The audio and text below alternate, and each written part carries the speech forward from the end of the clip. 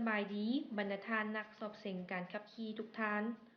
ต่อไปนี้จะเป็นการนำเสนอรูปแบบเส้นทางสนามสอบเสียงซึ่งมีทั้งหมด 10 จุดดังต่อไปนี้ จุด B1 การเตรียมพร้อมก่อนเคลื่อนรถออก จุด B2 การหยุดรถให้อยู่ทางหน้าเส้นหยุด จุด B3 การขับขี่ถอยหลังเข้ามุม 90 องศา รูปตัวเต้ จุด B4 การหยุดรถและเคลื่อนรถออกถึงทางเนินหรือค่อยสูงชัน จุด B5 การขับรถเข้าทางคดเลี้ยว รูปตัว Z จุด B6 การขับรถเข้าทางโค้ง รูปตัว S จุด B7 การขับรถถอยหลังเข้าจอดขนานกับขอบทาง รูปตัว C จุด B8 การขับรถเข้าหาเส้นหยุด ระบบไฟอำนาจ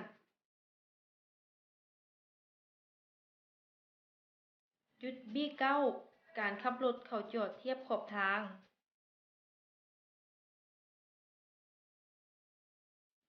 จุด B10 การขับรถเข้าจอดจุดสิ้นสุดการสอบเสียงซึ่งในการสอบเสียงแต่ละด่านให้ใช้เวลาบ่เกิน 2 นาที กรณีเกินจะถูกตัด5คะแนนทุกๆนาที และต้องบ่ให้จักรถมอดเด็ดขาด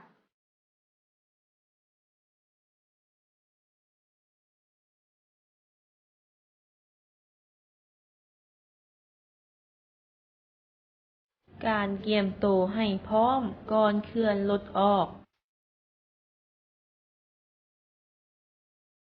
ให้นักสอบเสียงปรับเบาะนั่ง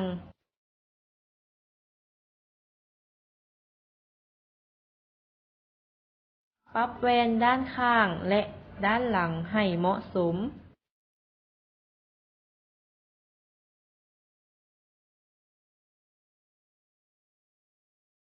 พร้อมทั้งกวดกาตำแหน่งเกียร์ให้อยู่ตำแหน่งว่าง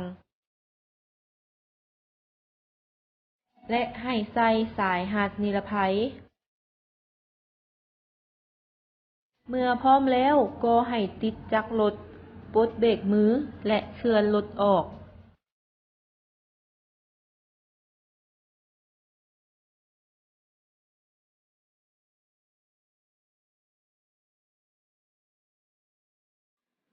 จากจุดเริ่มต้นให้เปิดไฟสัญญาณเลี้ยวซ้ายก่อนรถออกจุดเริ่มต้น 3 วินาที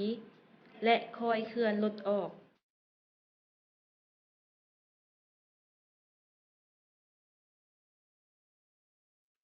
ก่อนเข้าจุด B2 ให้เปิดไฟสัญญาณเลี้ยวขวาก่อนรถเข้าจุด 3 วินาที ให้หัวรถอยู่ห่างจากเส้นหยุดบ่เกิน 1 เมตร หยุดรถให้อยู่กับที่อย่างน้อย 3 วินาที จากนั้นเปิดไฟสัญญาณเลี้ยวขวาก่อนเคลื่อนรถออก 3 วินาที และให้ปิดไฟสัญญาณเลี้ยวขวาหลังจากรถเคลื่อนออก 3 วินาที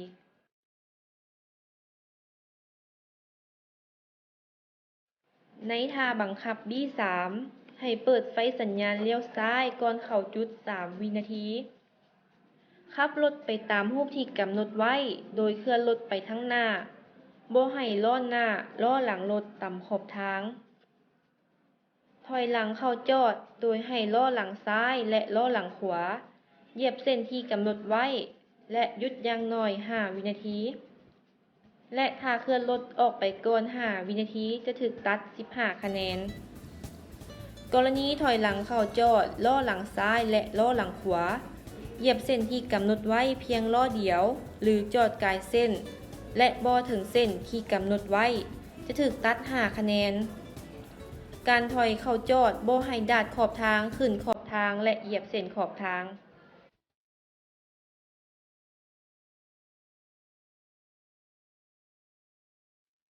ในท่าบังคับ B4 ให้นักสอบเสียงขับมาหยุดอยู่บนเส้นที่กำหนดไว้ ห่างจากเส้นบ่เกิน 1 เมตร กรณีเหยียบเส้นหรือห่างจากเส้นเกิน 1 เมตร จะถูกตัด 10 คะแนน จากนั้นให้ดึงเบรกมือขึ้นเพื่อให้รถหยุด5 วินาทีบ่ให้รถถอย เกียร์ให้อยู่ในตำแหน่งวาง ให้เข้าเกียร์และปลดเบรกมือค่อยเคลื่อนรถออกโดยบ่ให้รถไหลลงค้อยเกิน30 ซม. ถ้ารถไหลลงค้อยกายเส้นที่กำหนดไว้จะถูกตัด35 คะแนน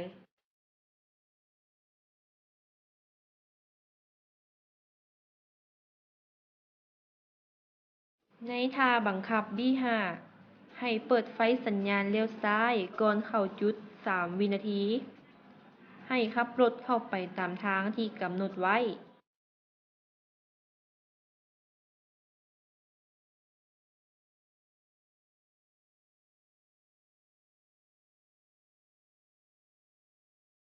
จากนั้นให้เปิดไฟสัญญาณเลี้ยวซ้ายก่อนออกจากจุด3 วินาที โดยบ่ให้เหยียบเส้นขอบทาง ดาดขอบทางและขึ้นขอบทาง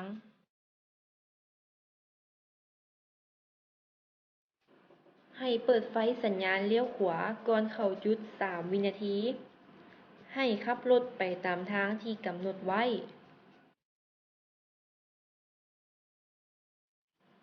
จากนั้นให้เปิดไฟสัญญาณเลี้ยวขวาก่อนออกจากจุด3 วินาที โดยบ่ให้เหยียบเส้นขอบทาง ดาดขอบทางและขึ้นขอบทาง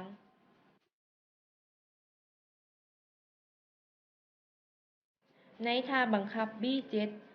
ให้เปิดไฟสัญญาณเลี้ยวขวาก่อนเข้าจุด3 วินาที และกำหนดให้ขับรถถอยหลังเข้า ถ้านักสอบเสงบ่ขับรถเข้าท่าบังคับที่กำหนดไว้นี้จะถูกตัด35 คะแนน ให้ขับรถเคลื่อนไปข้างหน้าโดยบ่ให้ล้อหน้าขวา ล้อหลังขวา ดาดขอบทาง และให้ล้อหน้าขวา ล้อหลังขวาเหยียบเส้นที่กำหนดไว้ และดึงเบรกมือเพื่อให้รถหยุด5 วินาที กรณีล้อหน้าขวา ล้อหลังขวาบ่ถึงเส้นที่กำหนดไว้จะถูกตัด15 คะแนน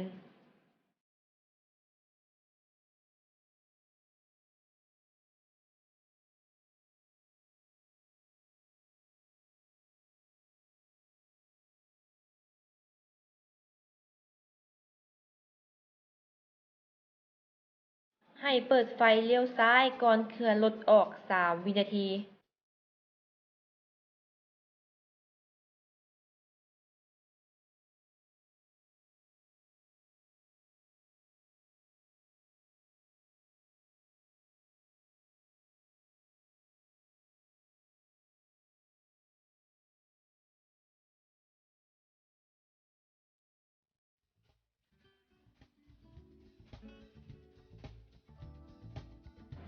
ในท่าบังคับ B8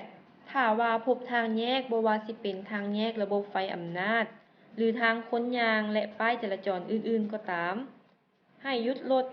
โดยบ่ให้หัวรถเหยียบเส้น หรือห่างจากเส้นบ่เกิน1 เมตร เมื่อนักสอบเสงเห็นสัญญาณไฟเขียวแล้ว ให้เปิดไฟสัญญาณเลี้ยวซ้าย เคลื่อนรถออกภายในเวลา3 วินาที หากนักสอบเสงละเมิดไฟอำนาจจะถูกตัด35 คะแนน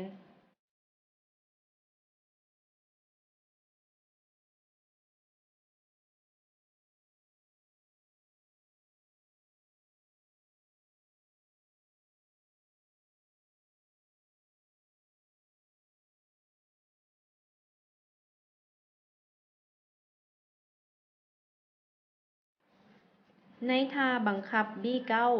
ให้เปิดไฟสัญญาณเลี้ยวขวาก่อนที่จะหยุดในบอนที่กำหนดไว้ก่อน3 วินาที หยุดรถให้ขนานกับเส้นขอบทางในระยะ30 ซม. และให้หัวรถห่างจากเส้นหยุดบ่เกิน1 เมตร ให้ดึงเบรกมือเพื่อให้รถหยุด5 วินาที และเกียร์รถอยู่ในตำแหน่งวาง ให้เปิดไฟสัญญาณเลี้ยวซ้ายก่อนรถออก3 วินาที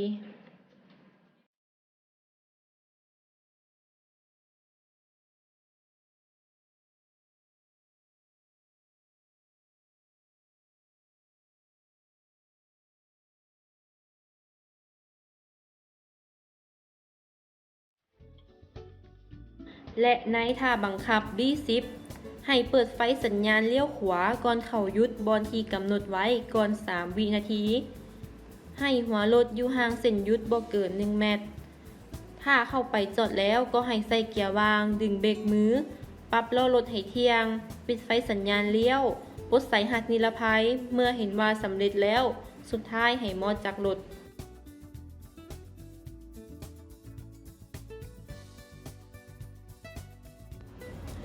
สุดท้ายนี้ขออวยพรให้บรรดานักสอบเส็งทุกท่าน จงประสบผลสำเร็จในการสอบเส็งครั้งนี้ และขอให้ทุกท่านเดินทางกลับด้วยความปลอดภัย